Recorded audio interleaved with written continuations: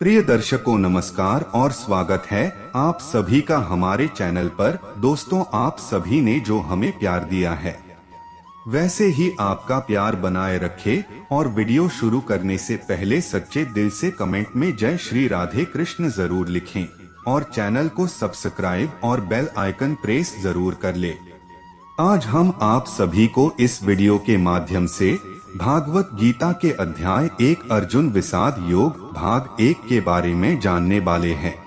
भगवान श्री कृष्ण ने भगवत गीता के अध्याय 1 के उपदेशों में कहते हैं कि एक ही वंश के दो परिवारों के चचेरे भाइयों कौरव और पांडवों के मध्य हुए महाभारत के युद्ध की रणभूमि पर दिया गया। भगवत गीता का प्रकटीकरण राजा धृतराष्ट्र और उसके मंत्री संजय के बीच हुए वार्तालाप से आरंभ होता है। चूंकि धृतराष्ट्र नेत्रहीन था, इसलिए वह व्यक्तिगत रूप से युद्ध में उपस्थित नहीं हो सका। अतः संजय उसे युद्ध भूमि पर घट रही घटनाओं का पूर्ण सजीव विवरण सुन रहा था। संजय महाभारत के प्रख्यात रचिता वेदव्यास का शिष्य था।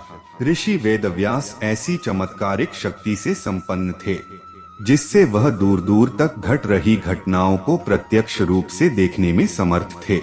अपने गुरु की अनुकंपा से संजय ने भी दूरदृष्टि की दिव्य चमत्कारिक शक्ति प्राप्त की थी।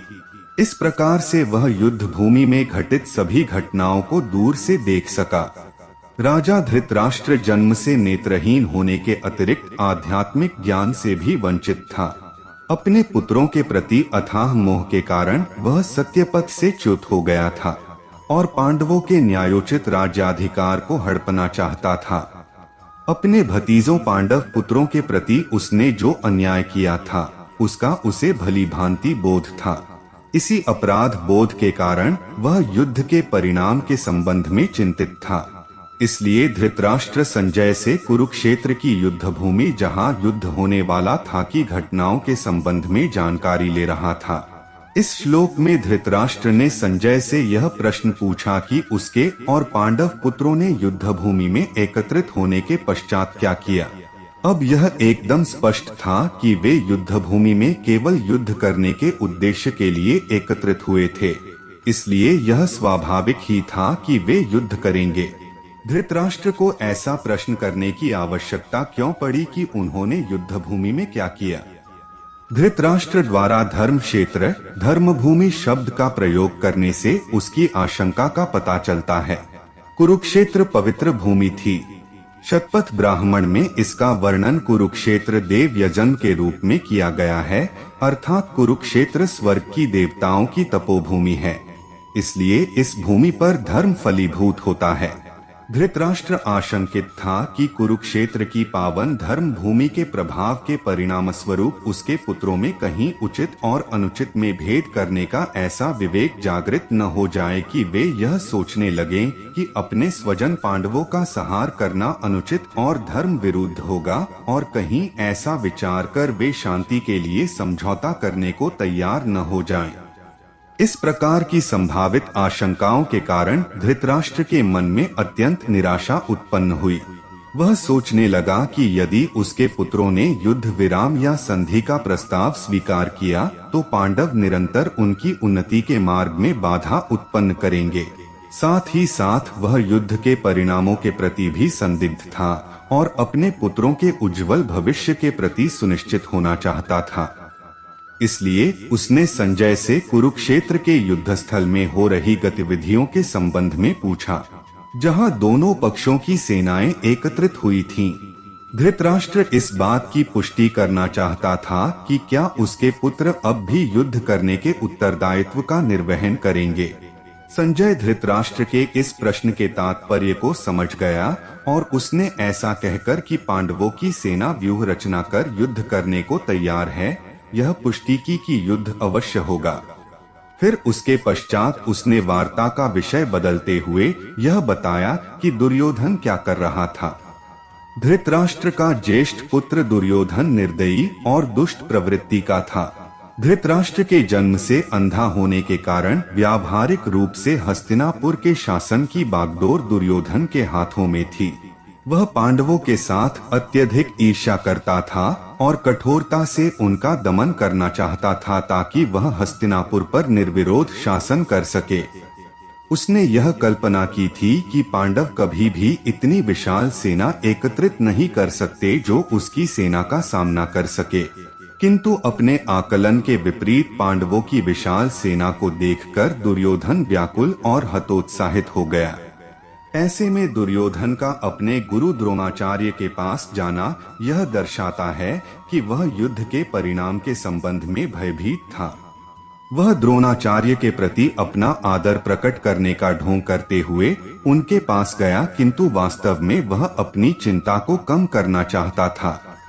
इसलिए उसने अगले श्लोक से आरंभ होने वाले 9 श्लोकों में इस प्रकार से कहा। दुर्योधन एक कुशल कूटनीतिज्ञ के रूप में अपने सेनापति गुरु द्रोणाचार्य द्वारा अतीत में की गई भूल को इंगित करना चाहता था। द्रोणाचार्य का राजा द्रुपद के साथ किसी विषय पर राजनैतिक विवाद था। उस विवाद के कारण क्रोधित होकर द्रुपद ने प्रतिशोध की भावना से यज्ञ किया और यह वरदान प्राप्त किया कि उसे ऐसे पुत्र की प्राप्ति होगी जो द्रोणाचार्य का वध करने में समर्थ होगा। इस वरदान के फलस्वरूप उसका धृष्टद्युम्न के नाम से पुत्र हुआ। यद्यपि द्रोणाचार्य धृष्टद्युम्न के जन्म का रहस्य जानते थे, किंतु जब द्रुपद ने अपने पुत्र धृष्टद्युम्न को सैन्य कौशल की विद्या प्रदान करने के लिए द्रोणाचार्य को सौंपा, तब उदारचित द्रोणाचार्य ने धृष्टद्युम्न को सैन्य युद्ध कौशल की विद्या में निपुण बनाने में कोई संकोच और भेदभाव नहीं किया। अब धृष्टद्युम्न पांडवों के पक्ष से उनकी सेना के महानायक के रूप में उनकी सेना की व्यूह रचना कर रहा था। ऐसे में दुर्योधन अपने गुरु को यह अवगत कराना चाहता था कि अतीत में की गई उनकी भूल के कारण उसे वर्तमान में संकट का सामना करना पड़ रहा है, और वह यह भी इंगित करना चाहता था कि उन्हें आगे पांडवों के साथ युद्ध करने में किसी प्रकार की उदारता नहीं दर्शानी चाहिए।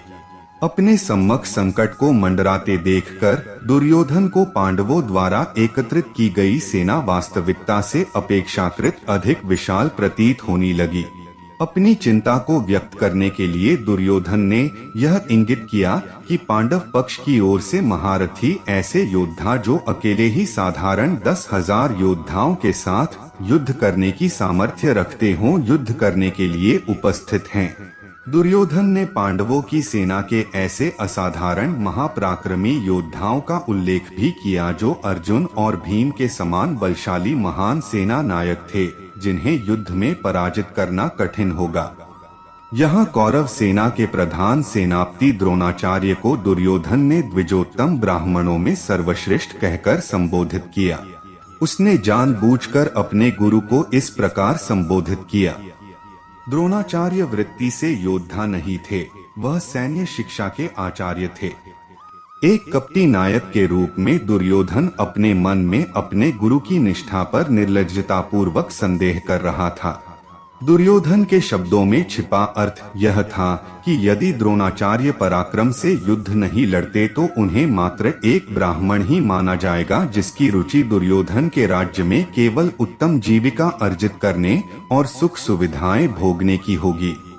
ऐसा कहकर अब दुर्योधन अपना और अपने गुरु के मनोबल को बढ़ाना चाहता था, और इसलिए वह अपनी सेना के महासेनानायकों की गणना करने लगा। इस सेना में सदा विजयी रहने वाले आपके समान भीष्म, कर्ण, कृपाचार्य, अश्वत्थामा, विकर्ण तथा सोमदत्त का पुत्र भूरिश्रवा आदि महापराक्रमी योद्धा हैं, जो युद्ध में सदा विजेता रहे हैं। यहाँ हमारे पक्ष में अन्य अनेक महायोद्धा भी हैं, जो मेरे लिए अपने जीवन का बलिदान करने के लिए तत्पर हैं। वे युद्ध कौशल में पूर्णतया निपुण और विविध प्रकार के शस्त्रों से सुसज्जित हैं। दुर्योधन के आत्म प्रशंसा करने वाले ये शब्द मिथ्याभिमान करने वाले मनुष्यों की वशिष्ठ उक्ति जैसे थे। जब उन्हें अपना अंत निकट दिखाई देता है, तब स्थिति का आकलन करने के पश्चात आत्म प्रशंसा करने वाले व्यक्ति अभिमान पूर्वक मिथ्या गर्व करने लगते हैं। अपने भविष्य के प्रति अनर्थकारी व्यंग्योक्ति दुर्योधन के कथन में तब अभिव्यक्त हुई जब उसने कहा कि भीष्म पितामह द्वारा संरक्षित उनकी शक्ति असीमित थी। भीष्म पितामह कौरव सेना के प्रधान सेनापति थे। उन्हें इच्छा मृत्यु और अपनी मृत्यु का समय निश्चित करने का वरदान प्राप्त था, जिससे वह वास्तव में अजेय कहलाते थे। पांडव पक्ष की सेना भीम के संरक्षण में थी, जो दुर्योधन का जन्मजात शत्रु था। इसलिए दुर्योधन ने भीष्म के साथ भीम की अल्प शक्ति की तुलना की। भीष्म कौरव और पांडवों के पितामह थे और वे वस्तुतः दोनों पक्षों का कल्याण चाहते थे। पांडवों के प्रति करुणा भाव भीष्म पितामह को तन्मयता से युद्ध करने से रोकता था।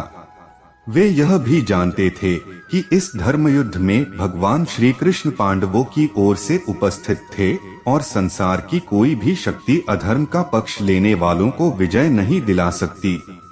इसलिए भीष्म पितामह ने अपने नैतिक उत्तरदायित्व का पालन करने और हस्तिनापुर एवं कौरवों के हित की रक्षा हेतु पांडवों के विरुद्ध युद्ध करने का निर्णय लिया। यह निर्णय भीष्म पितामह के व्यक्तित्व के विचित्र लक्षण को रेखांकित करता है। दुर्योधन यह समझ गया था कि भीष्म पितामह मानसिक रूप से पांडवों के विरुद्ध आक्रांत होकर युद्ध लड़ने को इच्छुक नहीं हैं, जिसके कारण वे सैनिकों को वीरता और उत्साह से युद्ध करने के लिए प्रेरित नहीं करेंगे। इसलिए उसने अपनी सेना के अन्य सेना नायकों से अपनी अपनी स्थिति पर अडिग रहने के साथ साथ चारों ओर से भीष्म पितामह की सुरक्षा का भी ध्यान रखने को कहा। भीष्म पितामह अपने भतीजे दुर्योधन के भीतर के भय को समझ गए थे और उसके प्रति अपने स्वाभाविक करुणा भाव के कारण उन्होंने दुर्योधन को प्रसन्न करने के लिए उच्च स्वर में शंखनाद किया। यद्यपि वे जानते थे कि दूसरे पक्ष पांडवों की सेना में स्वयं परम पुरुषोत्तम भगवान श्री कृष्ण के उपस्थित होने पर दुर्योधन किसी भी स्थिति में युद्ध में विजय प्राप्त नहीं कर सकता, फिर भी भीष्म अपने भतीजे को यह बताना चाहते थे कि वे युद्ध करने के अपने दायित्व का भली भांति पालन करेंगे और इस संबंध में किसी भी प्रकार की शिथिलता नहीं दिखाएंगे। उस समय प्रचलित युद्ध के नियमों के अनुसार शंखनाद द्वारा युद्ध का उद्घाटन किया जाता था। युद्ध के लिए भीष्म पितामह के तीव्र उत्साह को देखते हुए कौरवों की सेना ने भी अति उत्सुकता से वाद्ययंत्र बजाकर भयंकर ध्वनि उत्पन्न की। प्रणव का अर्थ ढोल, आनक का अर्थ मृदंग और गोमुख का अर्थ सींग बजाना है।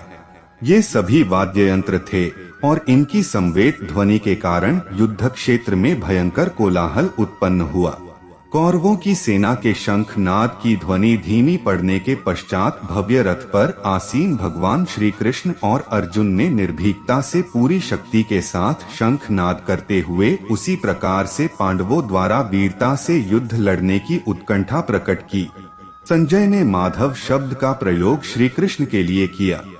माँ का अर्थ भाग्य के देवता से है और धव का अर्थ पति से है। भगवान श्री कृष्ण विष्णु के रूप में भाग्य की देवी लक्ष्मी के पति है। यह श्लोक दर्शाता है कि भाग्य की देवी की अनुकंपा पांडवों पर थी और वे शीघ्र युद्ध में विजय प्राप्त कर अपना छीना गया साम्राज्य प्राप्त कर लेंगे। पांडवों से तात्पर्य पांडु के पुत्रों से है। 5 भाइयों में किसी भी भाई को पांडव कहकर संबोधित किया जाता है। यहाँ पर पांडव शब्द अर्जुन के लिए प्रयुक्त हुआ है। जिस भव्य रथ पर वह आसीन था वह उसे अग्नि देवता ने उपहार स्वरूप भेंट किया था।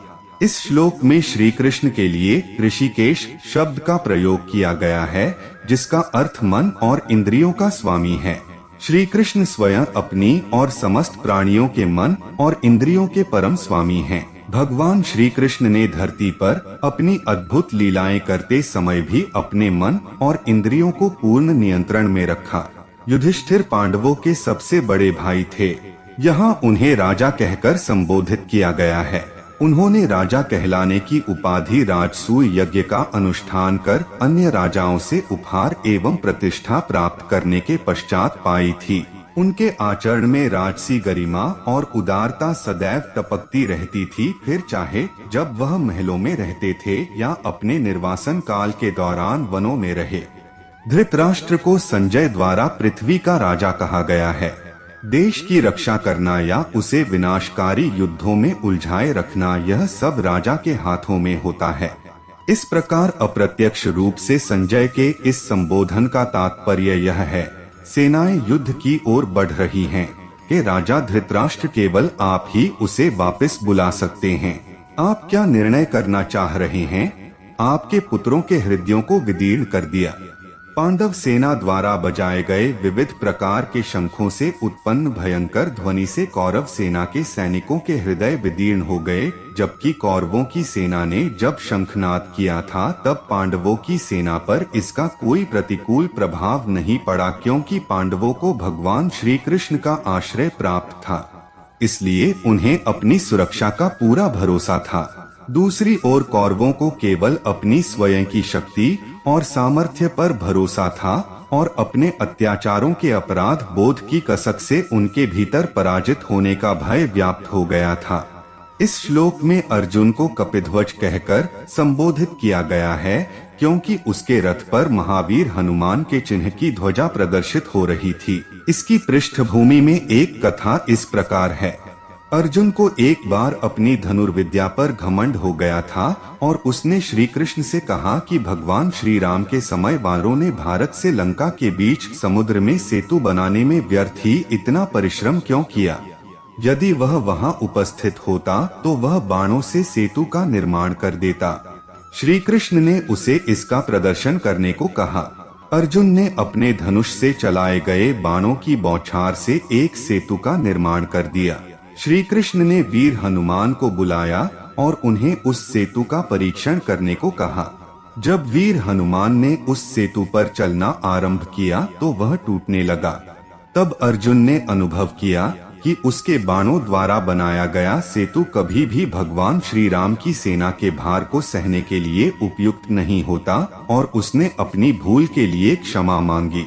तब वीर हनुमान ने अर्जुन को शिक्षा दी कि कभी भी अपने बल और कौशल का घमंड नहीं करना चाहिए।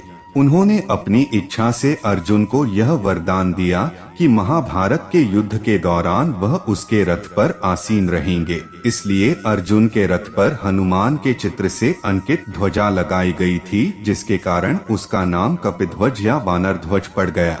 अर्जुन संपूर्ण सृष्टि के परम स्वामी भगवान श्री कृष्ण का परम भक्त था। यद्यपि इस श्लोक में अर्जुन ने भगवान को अपनी इच्छानुसार अपेक्षित स्थान पर रथ ले जाने का निर्देश दिया है, जो कि यह दर्शाता है कि भगवान अपने प्रिय भक्तों से अगाध प्रेम करते हैं।